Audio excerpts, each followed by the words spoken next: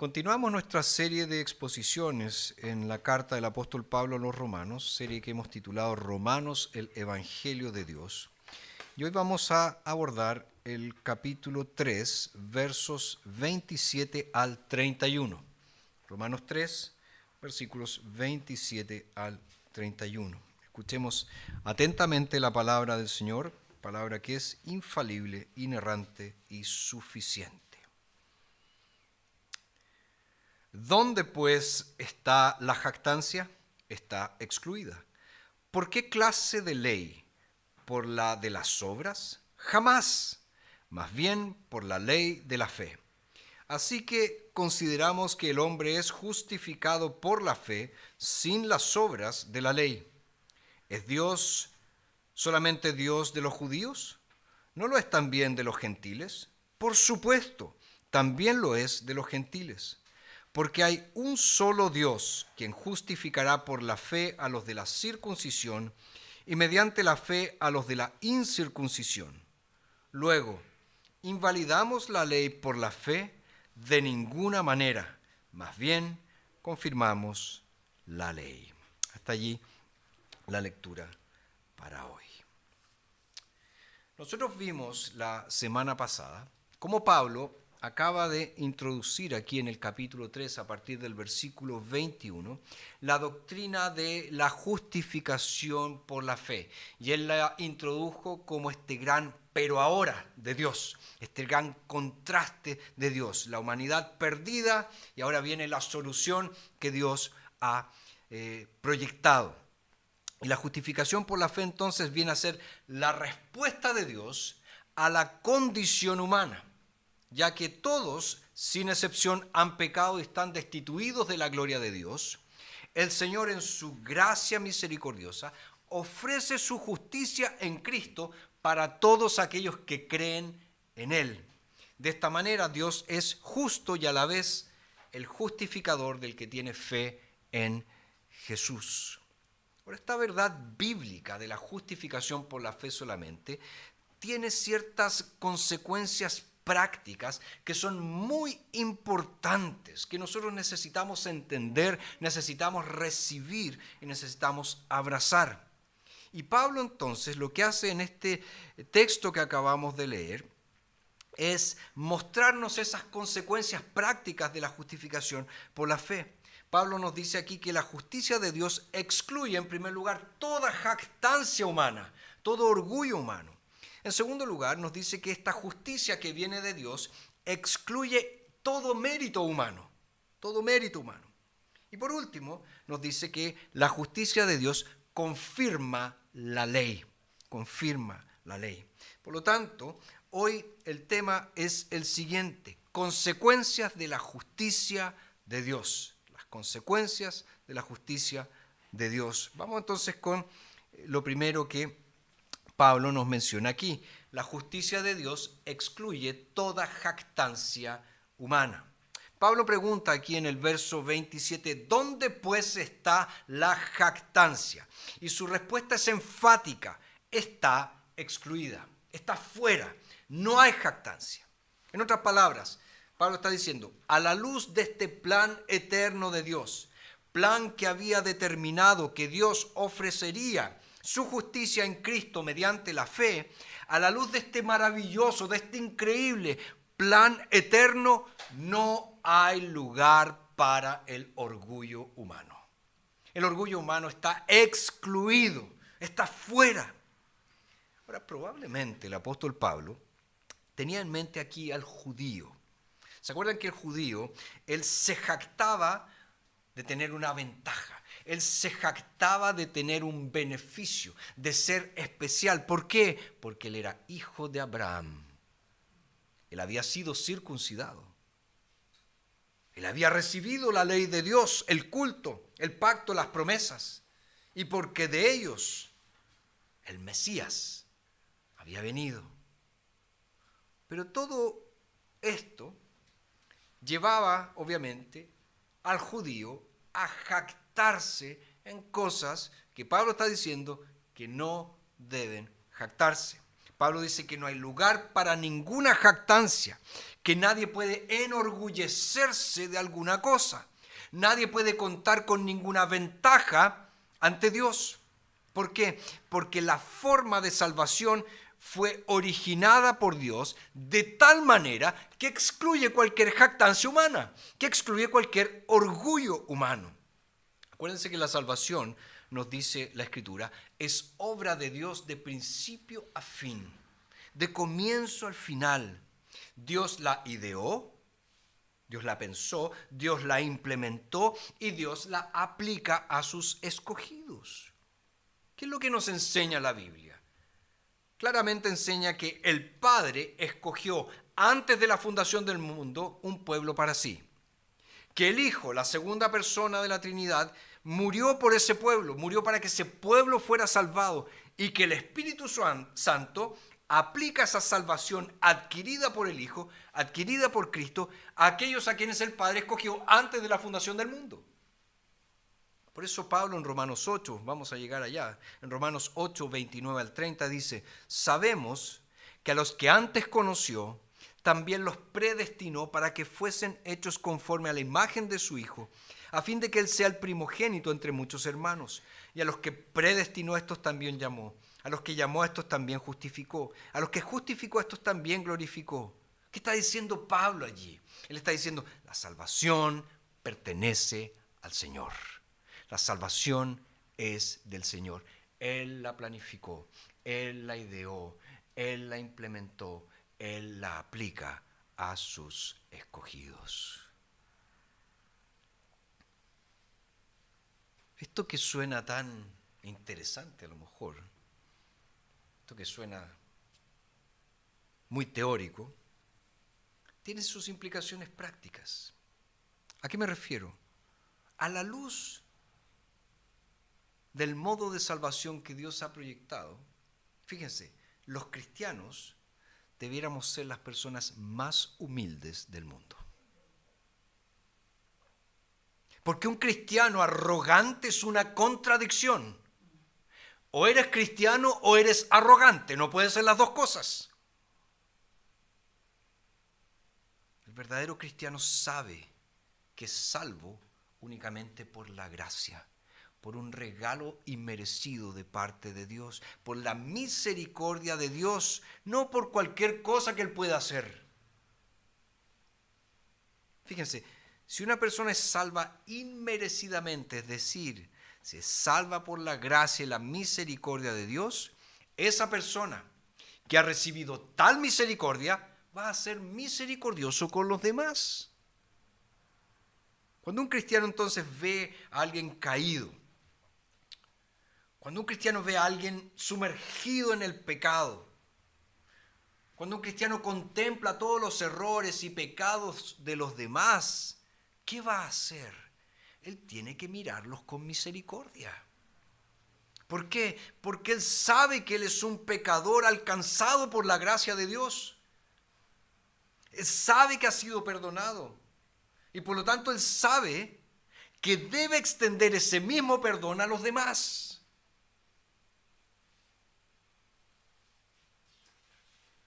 Por tanto, la base del perdón, la base de la reconciliación, la base de la comunión en una iglesia, ¿saben cuál es? Es la doctrina de la justificación por la fe solamente. Porque esta doctrina nos enseña a ser humildes. Todo lo hemos recibido por gracia, todo lo hemos recibido por misericordia. Por lo tanto, yo extiendo gracia y misericordia a los demás. Fíjense, si la salvación fuera por obras, la iglesia estaría llena de orgullosos. Oh, yo soy salvo porque lo hice bien. Oh, yo soy salvo porque soy una persona muy perfecta. Soy moralmente intachable, por eso soy salvo.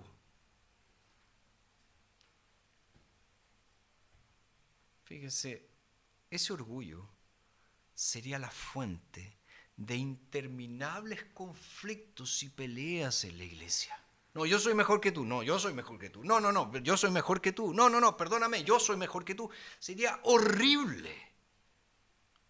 Y tal vez una de las razones por las que existen tantos conflictos en las iglesias se deba al hecho de que hay muy pocos que verdaderamente entienden la doctrina de la justificación por la fe solamente.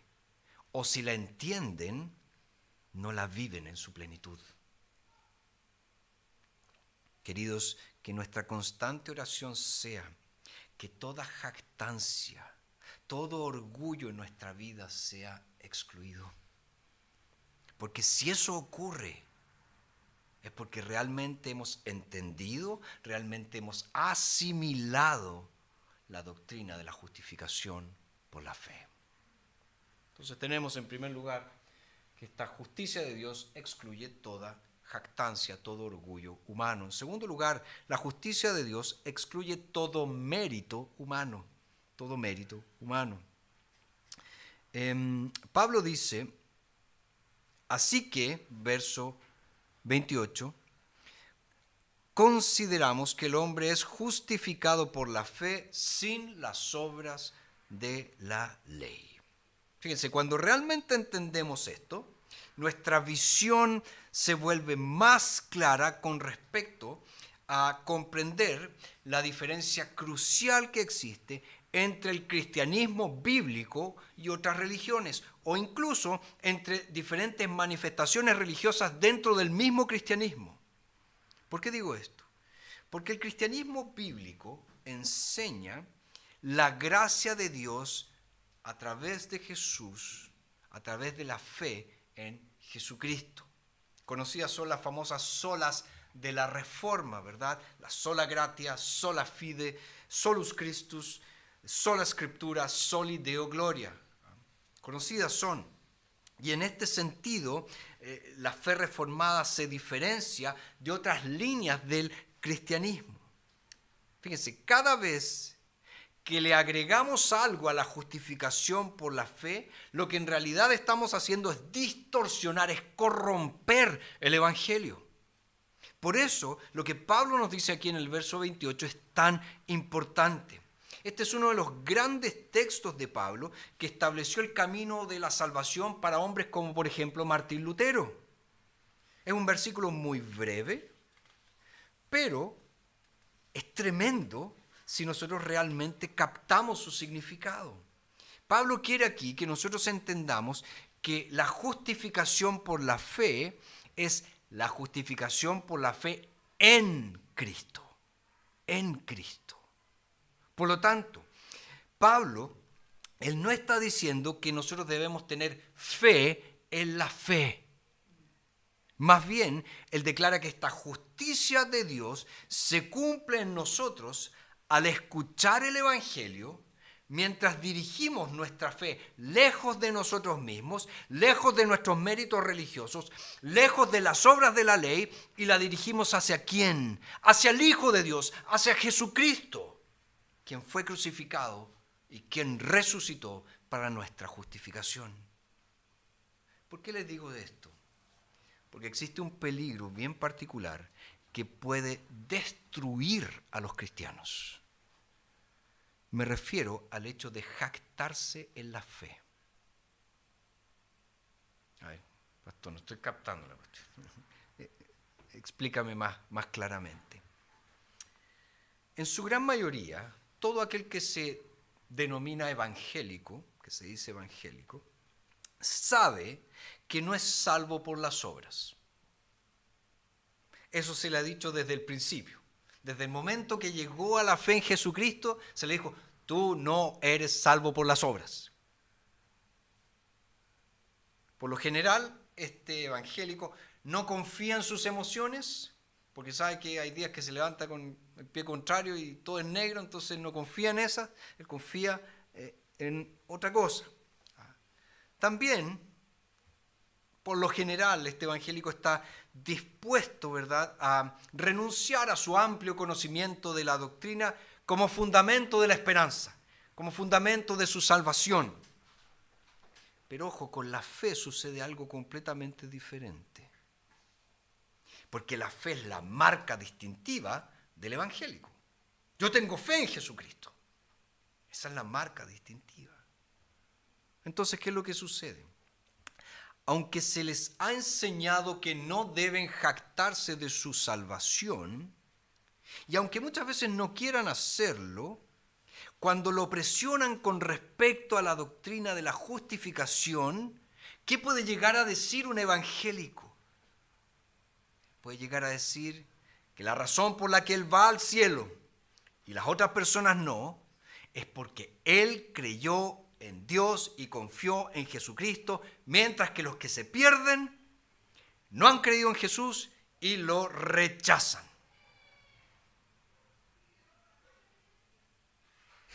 Todos están colgados hasta este momento. Espérense un poco. Y una vez, conversando con una persona que no creía en las doctrinas de la gracia tal como son presentadas en la Escritura. ¿A qué me refiero? A aquellas que nos dicen que todos somos radicalmente pecadores. Somos pecadores desde la punta de la cabeza hasta la punta del pie. Todo nosotros es pecado. Que Dios nos escogió incondicionalmente, es decir, no vio nada en nosotros. Que Cristo vino a morir por aquellos que Dios había escogido. Que la gracia de Dios, el llamado de Dios para los escogidos es irresistible, nadie puede resistir al llamado de Dios, y que Dios a sus escogidos los va a preservar hasta el fin. Entonces una persona me decía, yo no creo en esas cosas. Yo creo que yo soy salvo porque yo tomé la decisión por Cristo. Ahora, aquí hay una sutileza, porque ciertamente nosotros somos salvos por medio de la fe. Pero el peligro está en hacer de la fe una obra. Ese es el gran peligro. Ese es el gran tema que les estoy mencionando aquí.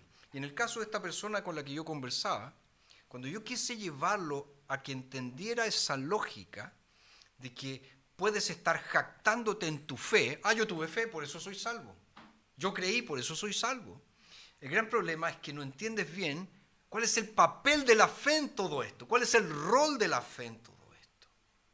Porque esa persona concluyó esa discusión diciéndome, yo tomé la decisión más inteligente en ese momento.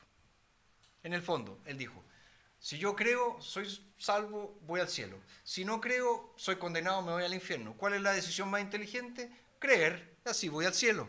Yo fui quien tomó la decisión más inteligente en ese momento. Yo, mi fe.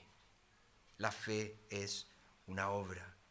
Ahora, si esa es la forma en que Dios obra, insisto, entonces la fe se convierte en una obra, en algo que tú y yo hacemos y que llega a ser la base sobre la cual somos salvos.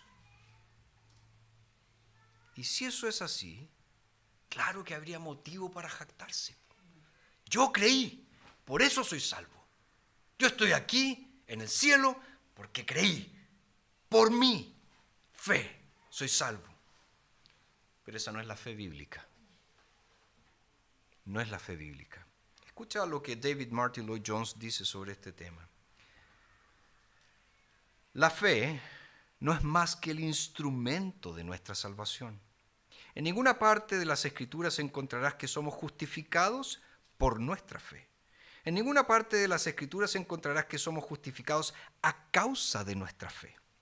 Las Escrituras nunca dicen eso. La Escritura dice que somos justificados por la fe o mediante la fe. La fe no es más que el instrumento o el canal por el cual esta justicia de Dios en Cristo llega a ser nuestra. No es la fe la que nos salva. Lo que nos salva es el Señor Jesucristo y su obra perfecta. Es la muerte de Cristo en la cruz del Calvario la que nos salva. Es su vida perfecta la que nos salva. Es su aparición a nuestro favor en la presencia de Dios lo que nos salva. Es Dios poniendo la justicia de Cristo en nuestra cuenta lo que nos salva. Esta es la justicia que salva. La fe no es más que el canal, el instrumento por el cual su justicia se vuelve mía. La justicia es enteramente de Cristo. Mi fe no es mi justicia y nunca debo definir o pensar en la fe como justicia. La fe no es más que aquello que nos une al Señor Jesucristo y a su justicia. Por lo tanto, todo es de Dios. Todo es absolutamente de Dios. Y nuevamente este es un llamado entonces a la humildad. ¿Y qué hace la humildad? Allana el camino para que la gracia infinita de Dios inunde nuestro corazón y nos traiga vida. Fíjense, aquí es donde tiene que comenzar cualquiera que está sin Cristo. Debe dejar de lado sus méritos, debe dejar de lado sus obras, debe dejar de lado su reputación y tiene que venir con las manos vacías para poder recibir la justicia de Dios. De eso se trata. Por eso todo mérito humano queda excluido, porque todo es de Dios. Entonces esta justicia de Dios excluye toda jactancia humana, todo mérito humano. Y en tercer lugar, confirma la ley. Confirma la ley. Fíjese lo que nos dicen los versos 29 al 31. ¿Es Dios solamente Dios de los judíos? ¿No lo es también de los gentiles? Por supuesto, también lo es de los gentiles. Porque hay un solo Dios quien justificará por la fe a los de la circuncisión y mediante la fe a los de la incircuncisión. Luego, ¿invalidamos la ley por la fe? De ninguna manera. Más bien, confirmamos la ley. Para los judíos, solo hay un Dios verdadero. Y en ese sentido ellos tienen toda la razón y como cristianos nosotros estamos absolutamente de acuerdo con ellos. Hay un solo Dios.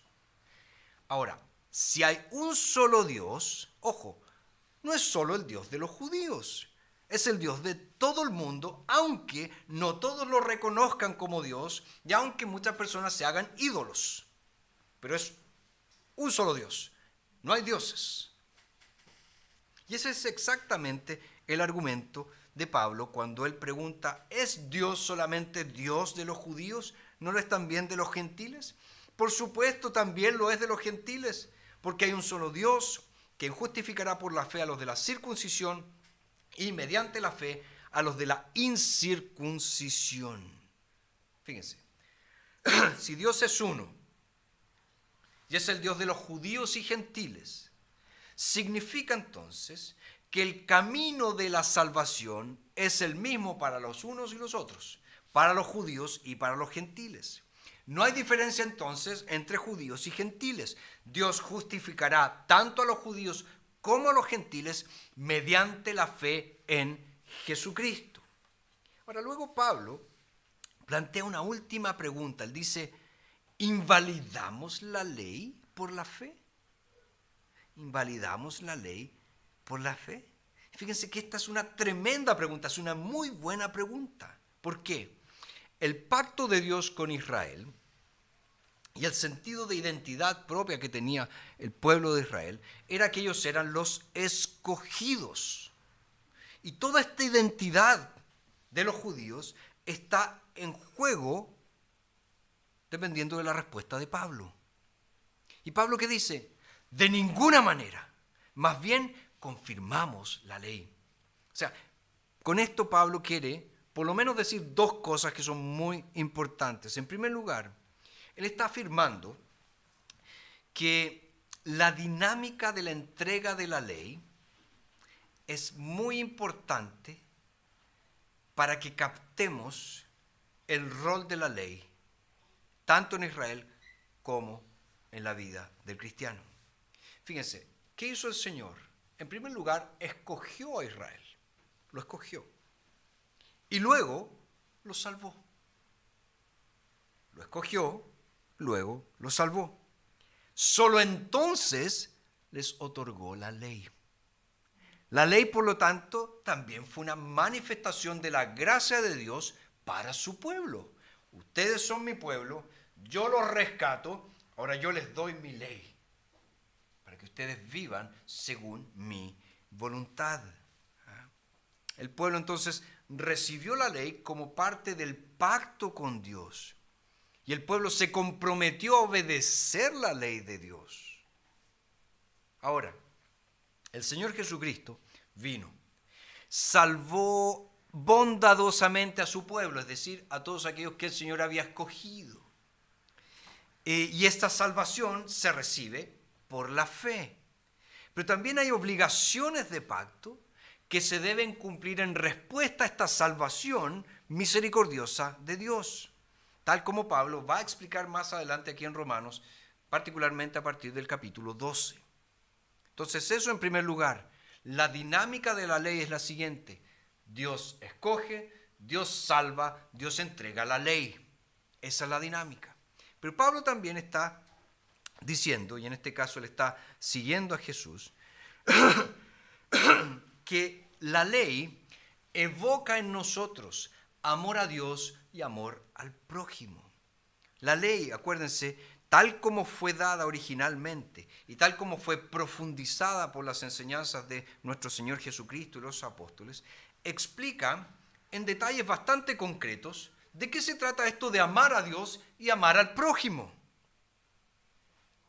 Ahora fíjense que los reformadores y particularmente los puritanos entendieron muy bien esto. Y ellos solían explicarlo de la siguiente forma. Ellos decían: la ley nos envía a Cristo. La ley nos envía a Cristo. Porque vemos las justas demandas de la ley y nos damos cuenta que somos incapaces de cumplirla. Que no hay caso. Que no soy justo. Entonces esa ley me lleva a Cristo, al justo, al que pudo, al perfecto, al Salvador. ¿Pero qué hace? Entonces, esa ley que nos lleva a Cristo para nuestra justificación es tomada después por Cristo y nos envía de regreso a la ley para nuestra santificación. Esa es la dinámica entonces que necesitamos captar. Una persona que ha sido salva por la gracia, una persona que sabe que no ha sido salva por las obras de la ley, ¿qué hace? Él va a los pies del Señor y dice: mi Salvador, me salvaste por gracia. ¿Qué puedo hacer para complacerte? ¿Qué puedo hacer para agradecerte por esta salvación maravillosa que me has dado? ¿Saben cuál es la respuesta que va a recibir esa persona de Dios? Dios le va a decir: no tendrás dioses ajenos delante de mí. No te harás imagen. No tomarás el nombre del Señor tu Dios en vano. Honra a tu padre y a tu madre. No cometas adulterio. No digas falso testimonio. No codiciarás. El Señor nos manda de vuelta a su ley para nuestra santificación. Fíjense, en todas las religiones, la persona solo necesita guardar las reglas, guardar la ley para ser salva. Todas las religiones son iguales. Todas. Pero en el cristianismo, primero soy salvo y luego guardo la ley como expresión de gratitud a mi Señor que me salvó misericordiosamente. En este sentido, el Evangelio no anula la ley, sino que la confirma. Ley que sigue diciéndome que soy un pecador. Ley que sigue diciéndome que he cometido muchas atrocidades, muchos pecados. Pero esa ley también me dice algo maravilloso. Me dice: corre a la sangre del Cordero. Arrepiéntete, cambia, confiesa, entrégate a Dios. Clama por la sangre redentora de Jesús y serás salvo. Y serás purificado. Y serás santificado. Por lo tanto, la ley sigue siendo expresión de la santa voluntad de Dios y la norma de vida para el cristiano. ¿Invalidamos entonces la ley por la fe? No, al contrario, confirmamos la ley. Queridos, los cristianos no somos nada más que pecadores salvos por la gracia.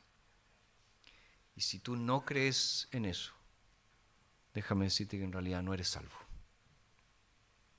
No eres salvo. Porque todavía estás confiando en tus buenas obras. Todavía estás confiando en tus emociones. Todavía estás confiando en tu conocimiento de la doctrina. O todavía estás confiando en tu fe. Pero ¿cuál es el problema con todo eso? Que no estás confiando en Jesús para salvación. Jesús salva. Jesús salva. Ese es el mensaje del cristianismo. Y si crees en eso, te vas a olvidar de ti mismo. Te vas a olvidar de ti mismo. Y te vas a postrar a los pies de Jesús. Oremos. Gracias, Padre.